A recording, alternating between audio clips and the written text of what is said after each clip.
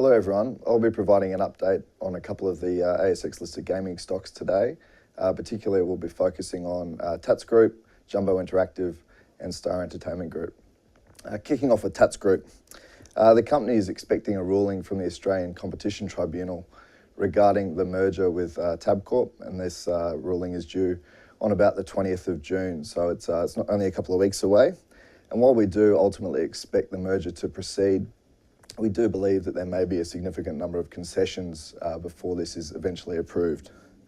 In addition to the uncertainty caused by the merger process, we have seen a lower number of jackpots in the current half versus what we have seen in previous periods. There have been 14 jackpots above $15 million to date for the lottery business.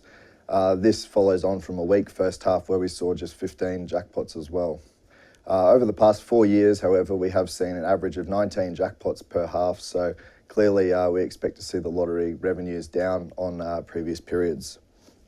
The wagering environment continues to be competitive as we see further pressure from the online corporate bookmakers, and we don't expect any real wins for Tatts Group in this space, and further we forecast some revenue declines on the prior year as well. So given all these issues facing the company, we do retain a hold recommendation and have a cautious stance on the outlook for Tatts near term.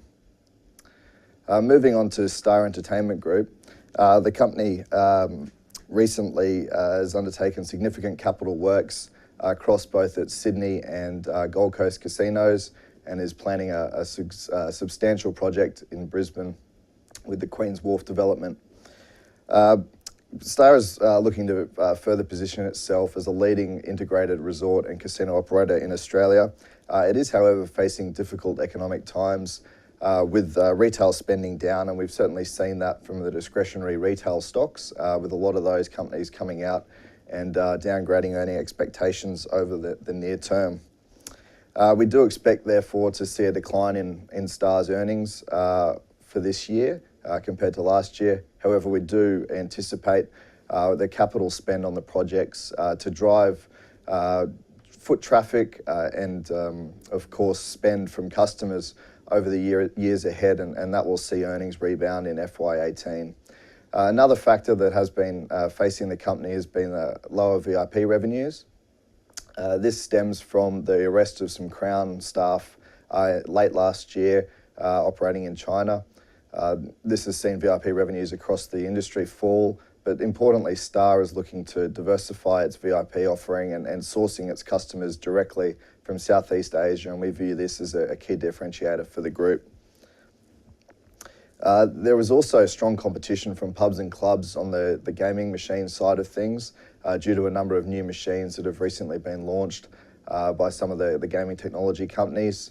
And we've also seen strong marketing from a number of the pubs and clubs. So it's up to Star to obviously address this issue and focus on really trying to draw customers in itself. We do see certainly this as an area for growth for the company, and believe that Star, while facing a couple of headwinds near term, is certainly positioning itself well for the years ahead, and we believe over the longer term that the stock looks particularly attractive. And lastly, moving on to Jumba Interactive. For those that don't know Jumba Interactive, it's an online reseller of Tatts lotteries.